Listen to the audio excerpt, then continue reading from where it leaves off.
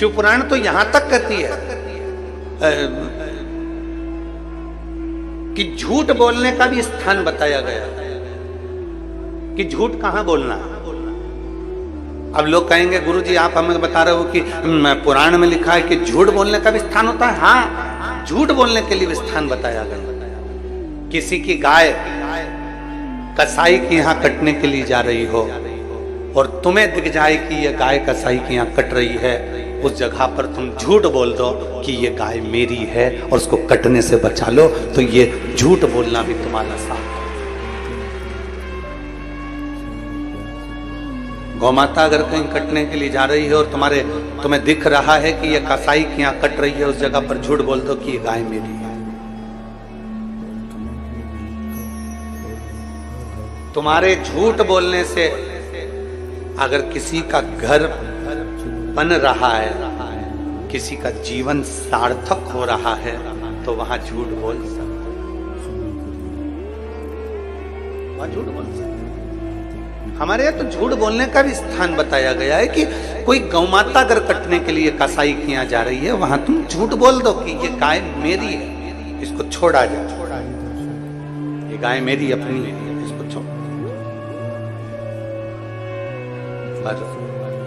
हम झूठ कहां बोलते हैं जहां हमारा हित होता है।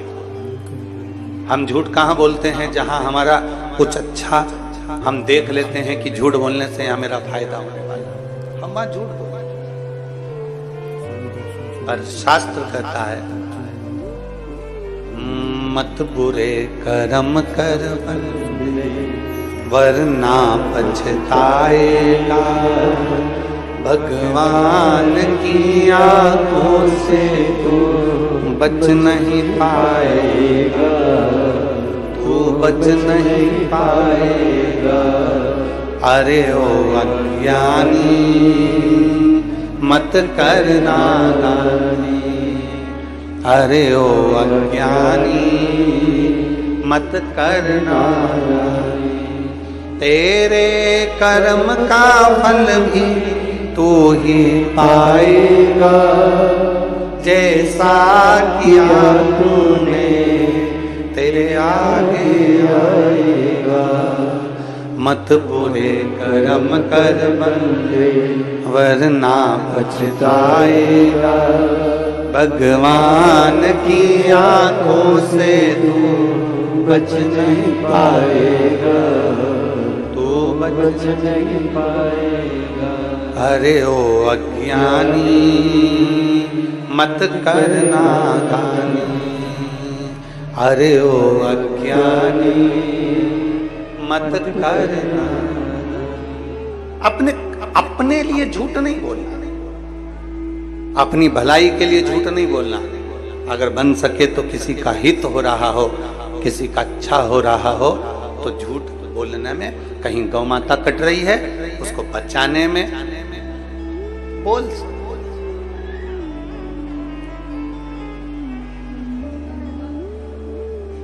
किसी का जीवन अगर सार्थक हो रहा है तो बोल। पर अपना लोभ नहीं, अपना लालच नहीं, अपना सुख नहीं। शिव कथा कर, शिव महापुराण की कथा कर।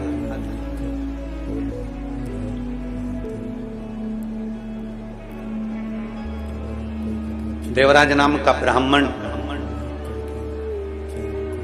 चोरी का धन लेकर जब शंकर के मंदिर में पहुंच गया, शिव मंदिर के अंदर प्रवेश कर गए। ब्राह्मण कर्म से तो वो वंचित था, ब्राह्मण कर्म से तो वो छूटा हुआ था। ब्राह्मण के घर में जन्म जरूर लिया था, पर ब्राह्मण कर्म नहीं कर पाया, वंचित था। ब्राह्मण का कर्म है शास्त्र पढ़ना, शास्त्र सुनाना। वैश्य का कर्म है धन एकत्रित करना, क्षत्रिय का कर्म है रक्षा करना, शूद्र का कर्म है सेवा के भाव को लेना। अब आज के जमाने में सब अपने अपने कर्म में लगे हैं। केवल व्यक्ति कहीं ना कहीं भटक रहा है तो अपने पथ से भटक रहा है। ब्राह्मण अपने कर्म से वंचित हो रहा है, वैश्य अपने कर्म से वंचित हो रहा है, क्षत्रिय अपने कर्म से वंचित हो रहा है, शूद्र अपने कर्म से वंचित हो रहा है। श्रेष्ठ कर्म करना। देवराज नाम का ब्राह्मण के घर में जन्म लेने के बाद भी ब्राह्मण तत्व को धारण नहीं कर पाए, ब्राह्मण तत्व धारण नहीं कर पाए।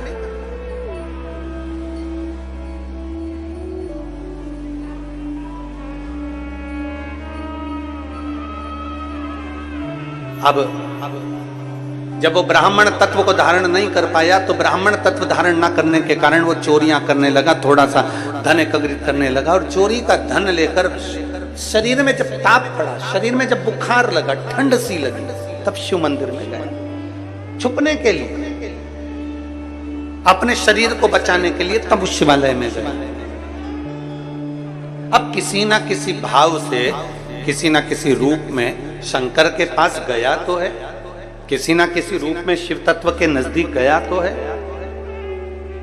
आप में से कई मेरी जीजियां ऐसी बैठी हैं, कई जीजा ऐसे बैठे हैं, कई बेटियां कई बेटे ऐसे बैठे हैं, कई माता कई भाई ऐसे बैठे हुए हैं, कई मेरे जीजा होने से बैठे हैं कि उनका मन नहीं होगा, मान लो उनका मन नहीं है कि मैं कथा में नहीं जाऊं, मैं कथा में नहीं जाऊं, मैं कथा में नहीं जाऊं, भीड़ होगी मैं कथा में नहीं जाऊं, पैदल चलना पड़ेगा मैं कथा में नहीं जाऊं। पर हो सकता है अपनी पत्नी के कारण मुझे छोड़ने जाना पड़े, मुझे वहां तक छोड़कर आ जाओ, भले तुम वापिस आ जाना पर मुझे छोड़कर। तुम्हें मेरे साथ में चलना पड़ेगा और मैं वहां पर कथा सुनने के लिए जाऊंगा। अरे वहां ऑटो नहीं मिलेगा, अरे मत मिलने तो तुम चल रहे हो कि नहीं चल रहे ये बताओ।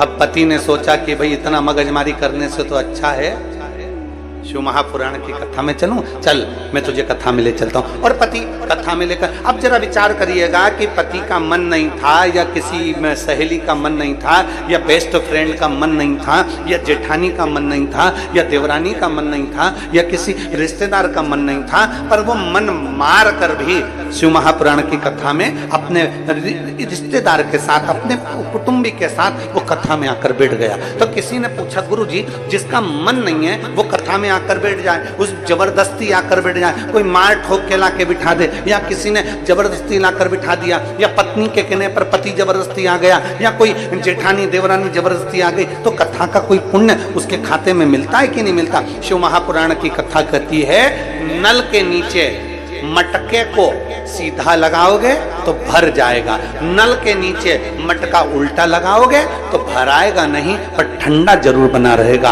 उसी तरह कोई अच्छे मन से आया तो उसके अंदर कथा भरा जाती है, और कोई अच्छे मन से नहीं भी आया तो उसको कथा शीतलता तो दे ही देती है। शिव महापुराण उसको शीतलता देती है, शिव महापुराण उसको एक आनंद का अनुभव करा देती है। भले उसका चित्त कथा में नहीं लगे, भले उसका मन कथा में नहीं लगे, उसकी चित्त वृत्ति कथा में नहीं लगे, पर वो कथा में आकर बैठ गया, मतलब बैठा है तो ये निश्चित है। आपको भूख लगी है, आप शादी में गए हो, पंगत लगी है, पत्तल लग रही है, और पत्तल लगते लगते कोई पत्तल देने वाला आया, तुम्हारे साथ में कोई दूसरा बैठा है, उसका पेट भरा हुआ है, वो नहीं खाना चाहता, फिर भी पत्तल वाले को थोड़ी ना मालूम कि इसका पेट भरा है कि खाली है, वो तो पत्तल लगाते लगाते लगाते लगाते गया और उसने पत्तल वहां लगा दी। जिसका पेट भरा था उसके पास भी पत्तल लगी है, तो पड़ोसी ने कहा, तो तेरा तो पेट भरा था, हाँ मैं नहीं खाऊंगा, तो ये पत्तल लग गई, कोई बात नहीं। अब पत्तल लगी थी, इतने में नुक्ति देने वाला आया, बूंदी बूंदी बूंदी बूंदी नुक्ति नुक्ति नुक्ति, और मालूम पड़ा वो नुक्ति उसको डालकर चले गया। फिर पड़ोसन ने कहा, तेरा तो पेट भरा था, अब ये बूंदी कौन खाएगा? अब रख गया तो रख जाने दो। थोड़ी देर में गुलाब जामुन गुलाब जामुन गुलाब जामुन करता आया और गुलाब जामुन रखकर चले गया। अब वो रखा तो था, तो उसने सोचा इतना सारा सामान इकट्ठा हो गया है, मेरा पेट भी भरा है, कोई बात नहीं, मैं उसको बांध कर अपने घर के लिए लेकर चले जाता हूँ। अगर मन नहीं भी लगे और अगर कोई शिव पुराण की कथा में जाकर बैठ जाता है तो मेरा महादेव उसके पल्लू में कुछ ना कुछ अच्छा बांध कर भेज ही देता है। वो शिव तत्व है, वो शिव तत्व।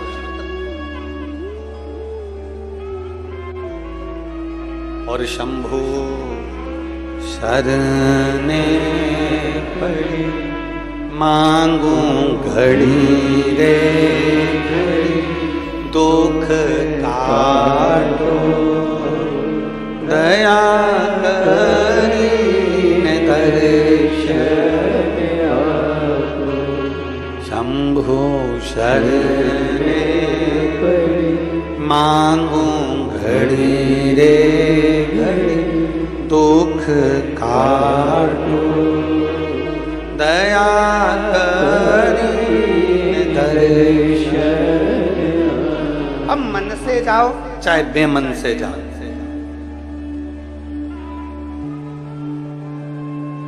जैसे जाना है शिव के पास।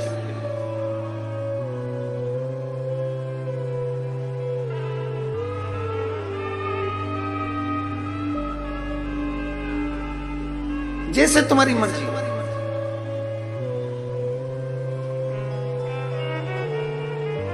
वो कहते हैं ना, नौकरी चाकरी तनख्वाह और वेतन। जम जम के बोलो जरा, क्या चीज है चारों? जम के बोलो जरा। नौकरी, फिर चाकरी, तनख्वाह, फिर वेतन। ये नौकरी करने वालों को सबको मालूम है कि चार चीजें। फिर से बोलो एक बार, जम के जरा। नौकरी, चाकरी, तनख्वाह और वेतन। अब नौकरी में व्यक्ति जो कमाता था तो घर में 9 लोग भी रहते थे तो उनका वो पेट भर देता था। नौकरी का मतलब है कि 9 लोगों का पेट वो आराम से भर देता था नौकरी में। चाकरी में, जम के बोलो जरा, 4 लोगों का पेट भर देता था। तनख्वाह मतलब उतनी मिलती है जितनी तन खा सके, केवल तन खा सके उतनी तनख्वाह है। और वेतन मतलब अब उतना मिलता है जितना ये तन भी नहीं खा सकता। वेतन बेमतलब का तन, उतना। नौकरी मतलब 9 लोगों को भी खिला दिया जाए घर के तो नौकरी में, एक नौकरी में वो पूरे 9 लोगों का पेट भर देता था। चाकरी में 4 लोगों का पेट भर देता था। तनख्वाह में खुद अकेला तन को खिला लेता था। और वेतन में अर्थात ये तन भी उसको प्रयोग ना कर सके वो वेतन है, अर्थात कुछ भी नहीं बचता, केवल शून्य के बराबर है। बेटे को पढ़ा ले, बेटी को पढ़ा ले, उसकी शादी कर दे, उसकी चाकरी कर दे, बहन के घर का मायरा भर दे, सब कुछ कर दे, कुछ नहीं बचता। कुछ। तब कहा नौकरी में 9 खा सकते हैं, चाकरी में 4 कर सकते हैं, तनख्वाह में शरीर खा सकता है और वेतन में कुछ भी प्राप्त नहीं होता। तब शास्त्र कहता है कि ये सारी चीजें अपनी जगह पर चलने दो और एक नौकरी और चालू करो, वो मेरे शंकर के मंदिर में जाकर 1 लोटा जल चढ़ाने की नौकरी प्रारंभ। तब शिव जी के मंदिर में जाइए, 1 लोटा जल बाबा देवाधिदेव महादेव को समर्पित करें और मेरे भोले तेरी नौकरी सबसे बढ़िया है, सबसे मेरे बाबा तेरी नौकरी सबसे बढ़िया है, सबसे तेरे दरवाजे की चाकरी सबसे बढ़िया है, सबसे खरी। जब से तेरा गुलाम हो गया तब से मेरा भी नाम हो गया। जब से तेरा गुलाम हो गया तब से मेरा भी नाम हो गया, वरना औकात क्या थी मेरी, वरना औकात क्या थी मेरी। सबसे बढ़िया है सबसे करनी, भोले बाबा तेरी नौकरी,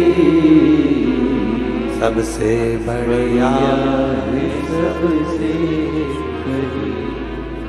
तेरे दरवाजे की चाकरी, सबसे बढ़िया सबसे। अब हमारे यजमानों के लिए, मेरी किस्मत का जब गुल खिला, साहू जी, मेरी किस्मत का जब गुल खिला, तब जाकर के ये दर मिला,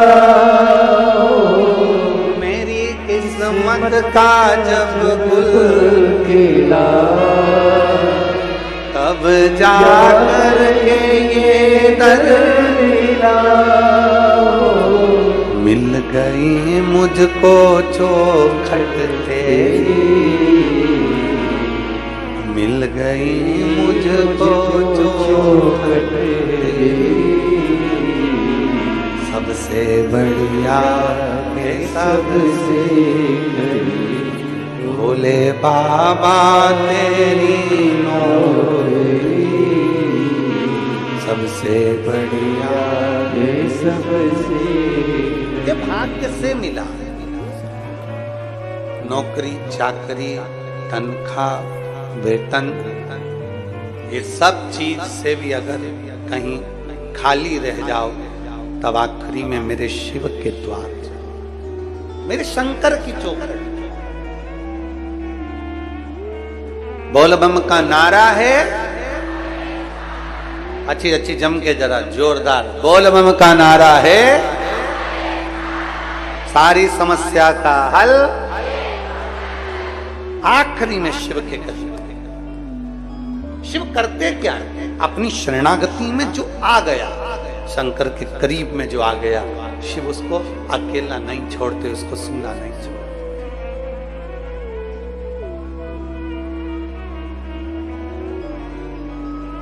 पापी से पापी को भी शिव अपना बना लेना, पापी से पापी है तो भी शंकर उसको अपना।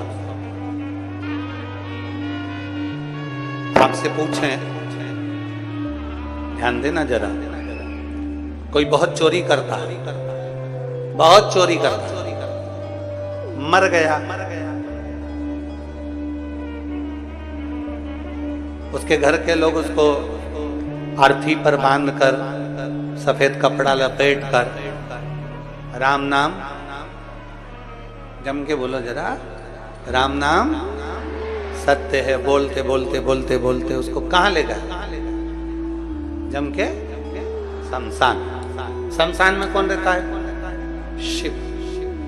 चोरी करने वाला है बेकार है, झूठ बोलने वाला है बेकार है, निंदा करने वाला है बेकार है, कपट करने वाला है बेकार है, बहुत गलत गलत काम करने वाला है। अगर वो मर भी जाता है तो आखिरी में उसको कहाँ ले जाया जाता है? शंकर के द्वार, शमशान में ले जाया जाता है। शमशान तक लेकर उसको जाते हैं, शिव के धाम तक लेकर जाते हैं। कोई शंकर भगवान से पूछे कि प्रभु इसने तो चोरी करी थी, इसने तो झूठ बोला था, इसने तो कपट करा था, इसने तो बेईमानी करी थी, इसने तो प्रपंच करा था, फिर इसको आपका धाम कैसे मिल गया, आपका दरवाजा कैसे मिल गया? तो शंकर भगवान कहते हैं इसने चोरी करी, इसने झूठ बोला, इसने प्रपंच करा, ये बेईमानी करा, ये छल करा, ये कपट करा, पर इसने एक काम करा कि कोई शिव महापुराण की कथा सुनकर जा रहा था, उसके चेहरे का मात्र दर्शन कर लिया, इसलिए मेरे धाम में आकर विराजमान, इसलिए वो मेरे नजदीक, मेरे धाम। मेरे करीब में, मेरे पास में। शिव महापुराण की कथा सुनने वाले का मात्र मुख का दर्शन। और विद्येश्वर संहिता कर रही है, विद्येश्वर संहिता।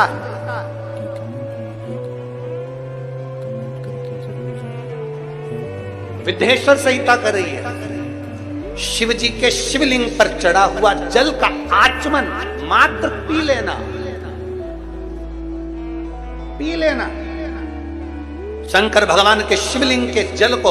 और जिसको विश्वास नहीं हो, गीता प्रेस गोरखपुर की शिव महापुराण की कथा लेकर आओ, हिंदी की।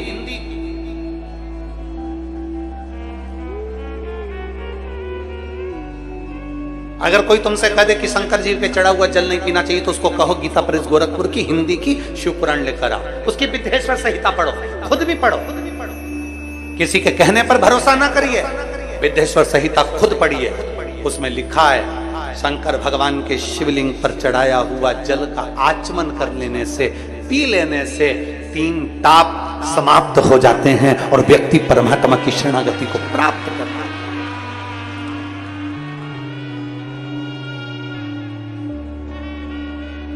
सारे देवताओं की मूर्ति और शंकर भगवान का स्वरूप शिवलिंग,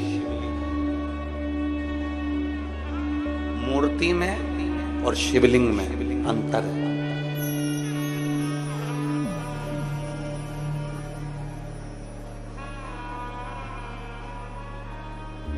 राम जी की मूर्ति होती है कि लिंग स्वरूप होता है? जम के बोलो जरा। मूर्ति। कृष्ण भगवान की मूर्ति, इंद्रदेव की, ब्रह्मा जी की मूर्ति। 33 कोटि देवताओं का क्रम उठाकर देखिए, सारे देवताओं की मूर्ति का क्रम है, शंकर भगवान के मूर्ति का क्रम नहीं, शंकर भगवान के शिवलिंग का क्रम। मूर्ति और शिवलिंग में अंतर क्या है? क्या अंतर है मूर्ति और शिवलिंग में? हमने अपनी व्यासपीठ से आज तक कभी नहीं कहा आपको कि आप अपने घर में भगवान शंकर की मूर्ति रखो। कभी सुना आपने कि हमने अपनी व्यासपीठ से कहा हो कि भगवान शंकर की मूर्ति घर में रखो? ना, हमने व्यासपीठ से इतना जरूर कहा कि शिवलिंग तुम्हारे घर में होना जरूरी है। मूर्ति और शिवलिंग में अंतर है। शंकर भगवान की मूर्ति नहीं, शंकर भगवान का शिवलिंग होना चाहिए। राम जी की मूर्ति हो, कृष्ण भगवान की मूर्ति हो, लड्डू गोपाल की मूर्ति हो, ठाकुर जी की मूर्ति हो, सबकी मूर्ति चल जाएगी, पर शंकर भगवान के शिवलिंग का स्वरूप। मूर्ति और शिवलिंग में अंतर क्या? सावन के महीने में पूरी आस्था चैनल पर करोड़ों भक्त शिव महापुराण की कथा को सुन रहे हैं, और केवल भारत में नहीं, विदेश में बैठकर भी लोग इस पवित्र कथा का लाभ ले रहे हैं। नए रायपुर से,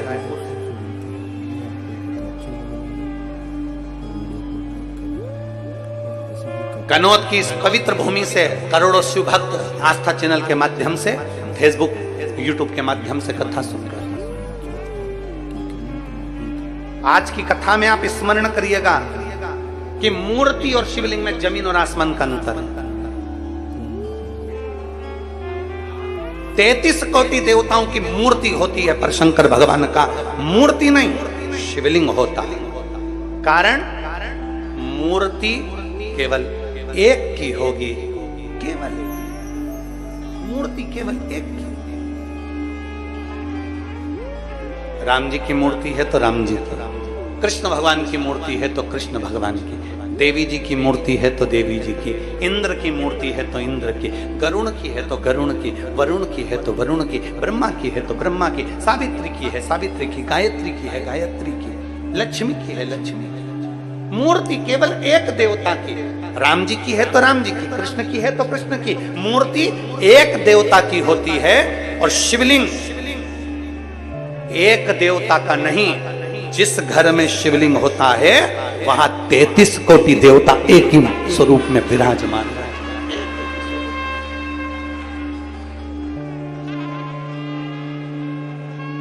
मूर्ति में और शिवलिंग में अंतर है, बहुत जमीन और आसमान का अंतर है। आप लोग बहुत दूर दूर से आए हो कथा सुनने के लिए,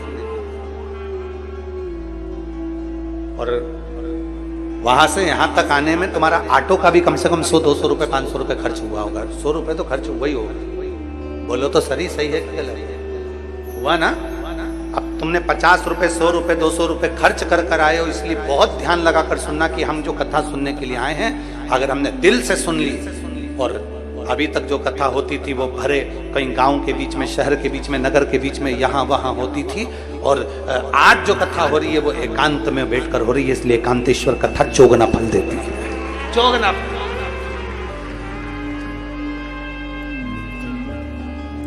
मूर्ति में और शिवलिंग में जमीन आसमान का अंतर। राम जी की मूर्ति का दर्शन करोगे तो वह राम जी की मूर्ति कहलाएगी। भगवान कृष्ण की मूर्ति का दर्शन करोगे तो कृष्ण भगवान की मूर्ति ही कहलाएगी। देवी जी की मूर्ति का दर्शन करोगे तो देवी की मूर्ति ही कहलाएगी। ब्रह्मा जी की मूर्ति का दर्शन करोगे तो वो ब्रह्मा जी की मूर्ति ही कहलाएगी। कार्तिक स्वामी की मूर्ति का दर्शन करोगे कार्तिक स्वामी कहलाएंगे। गणेश जी की मूर्ति का दर्शन करोगे तो वो गणेश जी महाराज कहलाएंगे। केवल एक शंकर भगवान की कोई मूर्ति नहीं, शंकर भगवान का केवल एक लिंग स्वरूप है। शंकर भगवान का एक प्रतिबिंब, एक प्रतीक शिवलिंग के रूप में है। इसलिए अंदाजा लगा कर रखना कि मूर्ति में एक देवता होते हैं और शिवलिंग के अंदर 33 कोटि देवता विराजमान होते हैं। सारे देवता वो एक लाइन आप लोग गुनगुनाते हो, सारे देवता, सारे एक लाइन आपके स्मरण में रहती है। सारे तीरथ धाम आपके चरणों में, हे भोलेनाथ प्रणाम आपके चरणों में। फिर से एक बार सब बोलिए, सारे तीरथ धाम आपके चरणों में, हे भोलेनाथ प्रणाम आपके चरणों में। सब कुछ है, सारे तीर्थ शिव में बसे हुए हैं। सारे तीर्थ, सारे, जहां शिव है वहां गंगा है, जहां शिव है वहां गणेश है, जहां शिव है वहां रिद्धि सिद्धि है, जहां शिव है वहां षडानन कार्तिक है, जहां शिव है वहां लक्ष्मी है, जहां शिव है वहां विष्णु है, जहां शिव है वहां ब्रह्मा है, जहां शिव है वहां सरस्वती है, जहां शिव है वहां गायत्री है, जहां शिव है वहां सावित्री है, जहां शिव है वहां 33 कोटि देवता विराजमान है। एक शिवलिंग,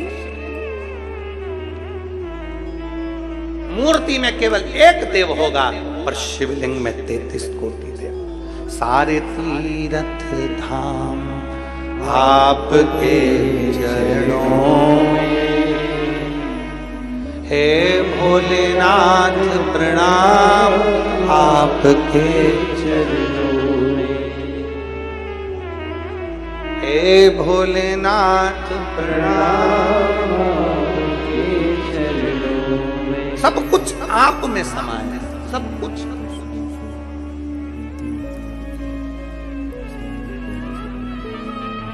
अब कोई तुमसे कह दे कि शंकर पर चढ़ा हुआ जल ना पीजिए, कोई तुमसे कह दे शिव जी के जल का आचमन ना करिए, कोई तुमसे कह दे शंकर भगवान के जल का सिंचन ना करिए, कोई तुमसे कह दे शिव महापुराण की कथा तो यहाँ तक कहती है जल तो जल, एक बेलपत्र अगर शंकर भगवान की शिव पर चढ़ी हुई मिल जाए, उसको मात्र मस्तक से लगा लिया जाता है तो कहते हैं चारों धाम के तीर्थ का फल एक क्षण में मिल जाता है।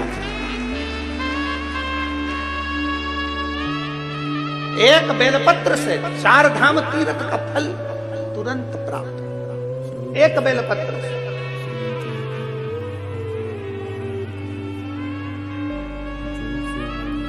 एक पत्र, एक पत्र।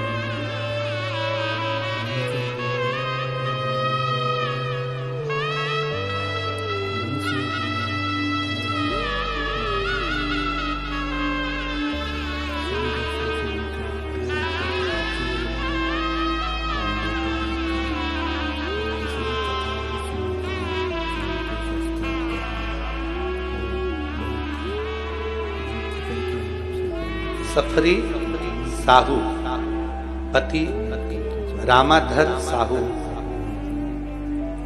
बेटा रवि साहू, बहू वंदना साहू। मठ पुरैना, सही बोला है? ठीक है। मठ पुरैना रायपुर छत्तीसगढ़ से है। कहीं बैठी हो तो हाथ हिला सकती है।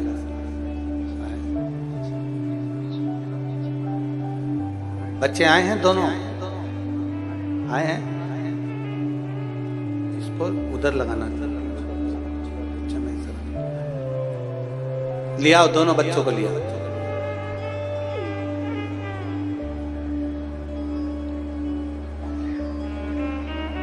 रवि साहू, बहू वंदना साहू, मठ पुरैना रायपुर छत्तीसगढ़ से। गुरुदेव, मेरी बहू के गर्भ नहीं ठहर रहा था।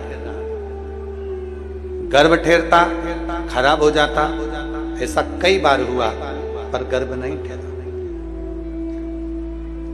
हम कभी शिव पुराण नहीं सुनते थे, क्योंकि हम थोड़ा विश्वास कम ही करते थे। पर किसी के कहने पर हमने शिव महापुराण की कथा श्रवण करना प्रारंभ किया, और कथा सुनने पर सफेद आंकड़े की जड़ का प्रयोग आपने बताया, वो हमने अपनी बहू से करवाया। अब विश्वास तो था नहीं, फिर भी हमने बहू से कहा कि तुम एक बार वो प्रयोग तो करो, और बहू ने सफेद आंकड़े की जड़ का प्रयोग किया। और बाबा का मैं क्या गुणगान करूं गुरुदेव। पशुपतिनाथ का व्रत, सफेद आंकड़े की जड़ का प्रयोग जब किया तो बाबा की कृपा से मेरी बहू के 2 जुड़मा संतान का प्राप्ति हुई। मैं बाबा को यहां धन्यवाद देने के लिए आया। शिव तत्व की प्राप्ति, जब एक विश्वास, जब एक भरोसा दृढ़ हो जाए,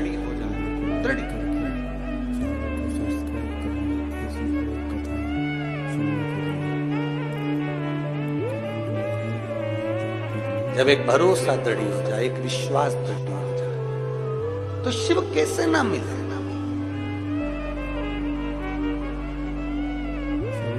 शंकर भगवान पर चढ़ी हुई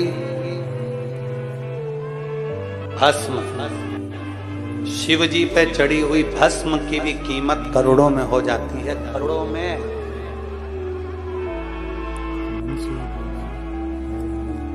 शंकर भगवान को चढ़ी हुई एक भस्म की कीमत भी करोड़ों में हो जाती है। शिव तत्व कहता है कि शंकर पर चढ़ी हुई भस्म भी हमारे शरीर पर लग जाए, शंकर पर चढ़ी हुई भस्म भी हमारे शरीर पर लग जाए, या हमारे घर में अगर थोड़ी सी लग जाए तो हमारे जीवन का कल्याण कर दे। शिव पर चढ़ी भस्म, शंकर पर चढ़ी एक बेलपत्र, शंकर का नाम का स्मरण गुणगान, एक पत्र और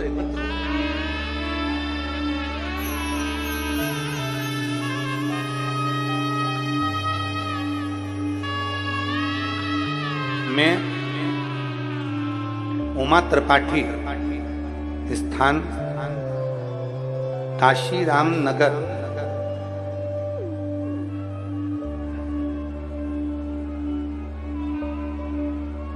मैं उमा त्रिपाठी, स्थान काशीराम नगर। काशीराम नगर कहाँ है? यही है क्या? अच्छा, कहीं बैठी हैं उमा जी त्रिपाठी? कहीं बैठी हो तो जरा दोनों हाथ ऐसे हिला तो दिख जाओगे। उमा त्रिपाठी कहीं बैठी हो तो हाथ हिलाइए। हाँ,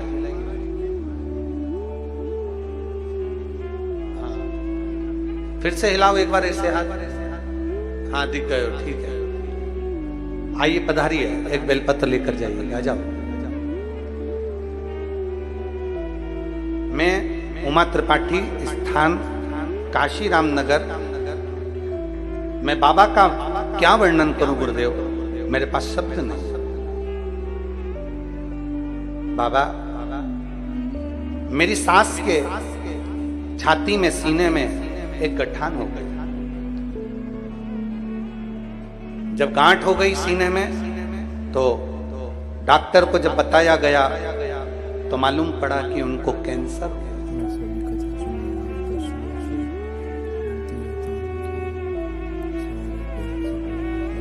अब कैंसर की गठान मेरी सास के सीने में छाती पर हो गई।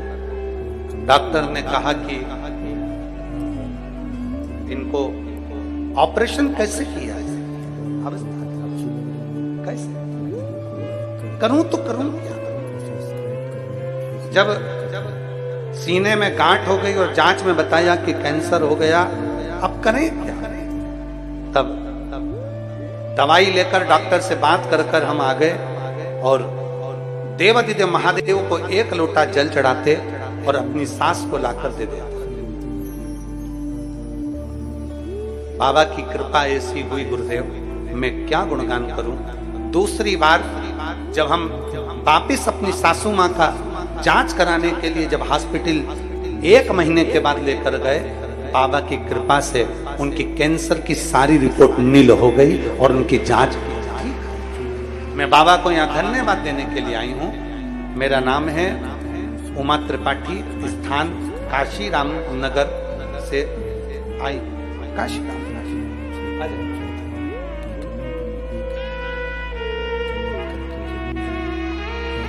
शिव तत्व की प्राप्ति।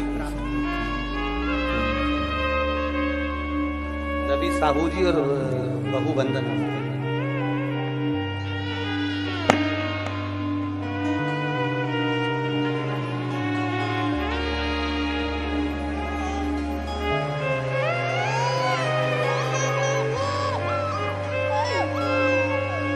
एक बार जोरदार ताली बजाकर दोनों का स्वागत।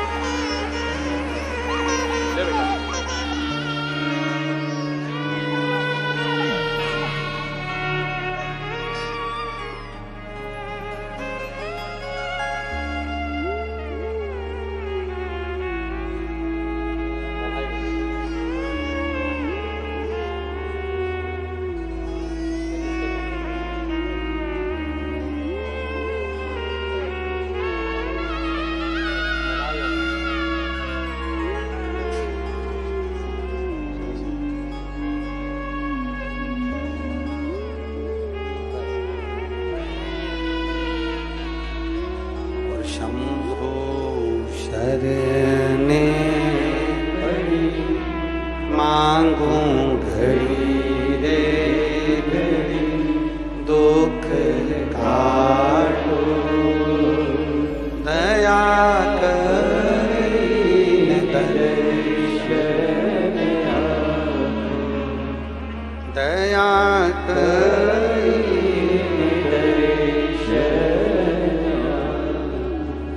शंभु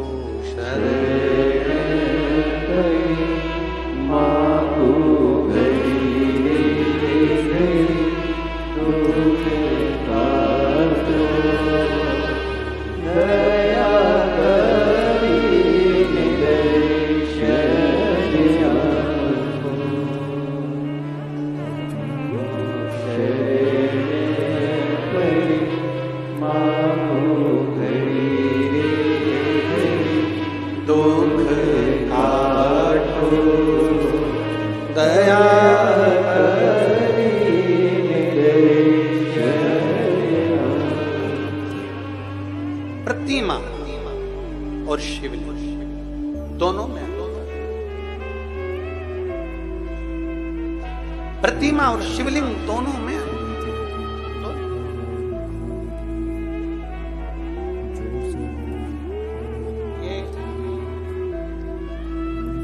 सफरी साहूपति रामाधर साहू जी ने पत्र में एक लाइन अच्छी लिखी है।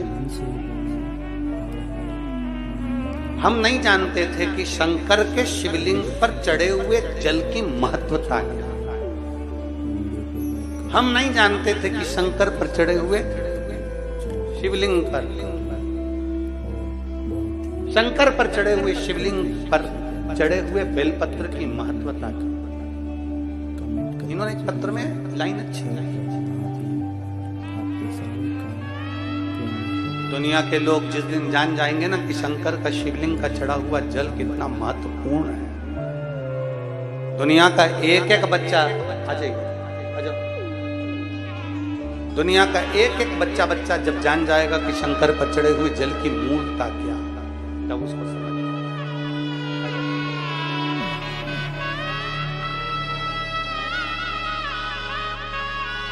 कृपा की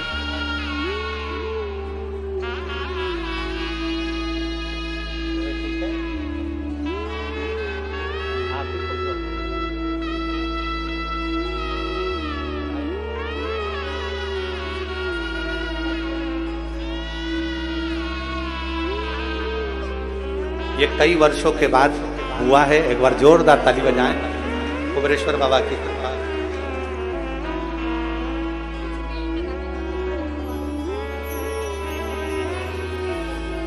अब ठीक है,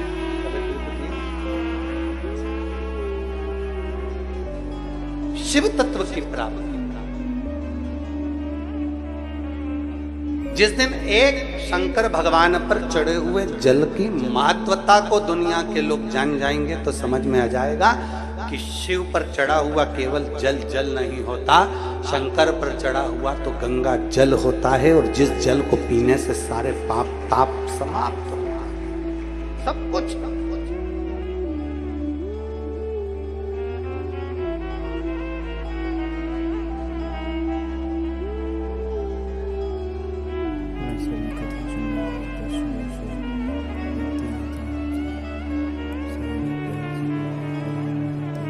शिव पर चढ़े हुए जल का मात्र आचमन कर लेने पर, शंकर के चढ़े हुए जल का मात्र अपने ऊपर प्रोक्षण कर लेने पर जीव को क्या क्या सुख प्राप्त होगा, क्या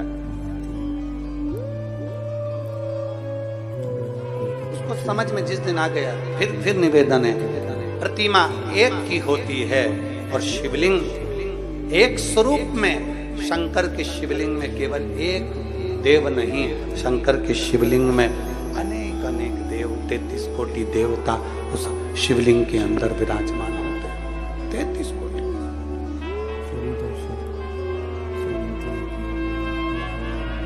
आप लोगों में से कितने लोग हैं जो शंकर जी के मंदिर में रोज जल चढ़ाने जाते हैं? हाथ उठाओ जरा। सभी लोग जाते हो? बहुत बहुत साधुवाद है, रखिए। हर हर जाना चाहिए। अपने पिता के दरवाजे पर, अपने बाबुल के दरवाजे पर, अपने भगवान देवादिदेव महादेव के दरवाजे पर रोज जाओ, प्रतिदिन जाओ।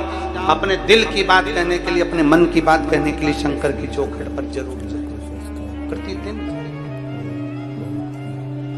और हृदय से विनती करें। कौन जिसको शंकर स्वीकार नहीं करता? कौन?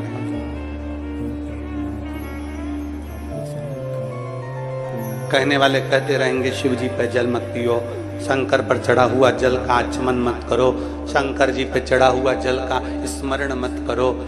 निवेदन, जितना ज्यादा इधर उधर भटकोगे पूरी जिंदगी तुम्हारी भटकने में निकल जाएगी और कुछ भी हाथ में नहीं लगेगा। अब अपने दिल को एक पक्का कर लो कि हम शंकर के हैं, शंकर हमारा है।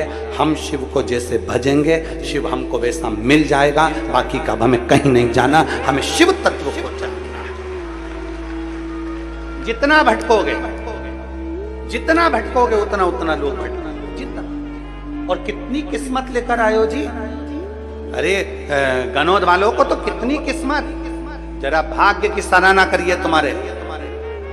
एक तो सावन का सोमवार और 72 वर्ष में पड़ने वाला ऐसा सावन, सोमवार का दिन, शिव महापुराण की कथा और बचा कुचा था तो सोमवार की अष्टमी भी आज ही है। ये शिव कृपा है। ये भगवान देवादिदेव महादेव की कितनी कितनी करुणा, कितनी कितनी उदारता। जरा विचार करो, कितनी कृपा, कितनी उदारता, कितनी करुणा। अब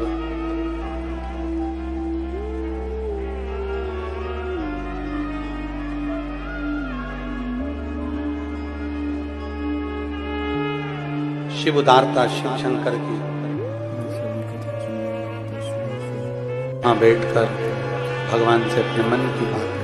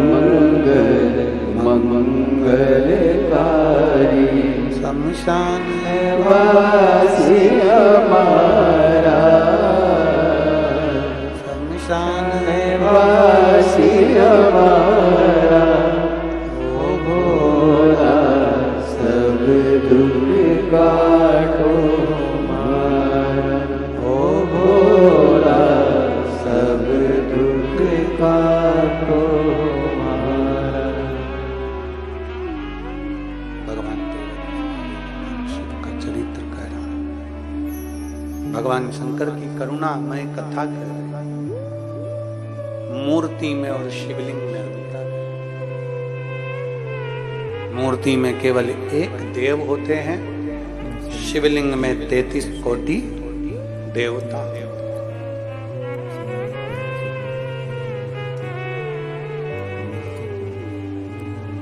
एक शिवलिंग पर चढ़ा हुआ जल 33 कोटि देवताओं पर चढ़े हुए जल के चरणामृत के बराबर। यदि हम शंकर भगवान के शिवलिंग पर चढ़े हुए जल का आचमन कर रहे हैं, पी रहे हैं, तो समझ कि वो सबको नमन कर लिया, सबको। दुश्मन भी है तो शंकर उसको स्वीकार करते हैं, दोस्त भी है तो शिव उसको स्वीकार करते हैं। कैसा सा कैसा पापी से पापी जीव भी है तो शिव उसको स्वीकार करता है, शिव उसको स्वीकार करता है।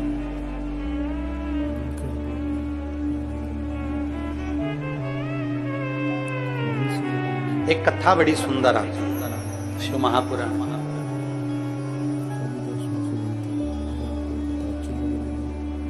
शास्त्र कहता है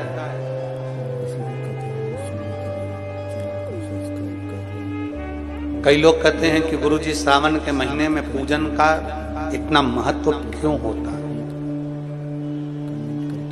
संपूर्ण क्षेत्रवासी और संपूर्ण देशवासी और संपूर्ण विदेश में बैठे हुए शिव भक्त भी ध्यान लगे। श्रावण महीने का पूजन का इतना महत्व क्यों है। एक कथा बड़ी सुंदर आती है। श्रावण महीने में माता पार्वती जी भगवान शिव की आराधना में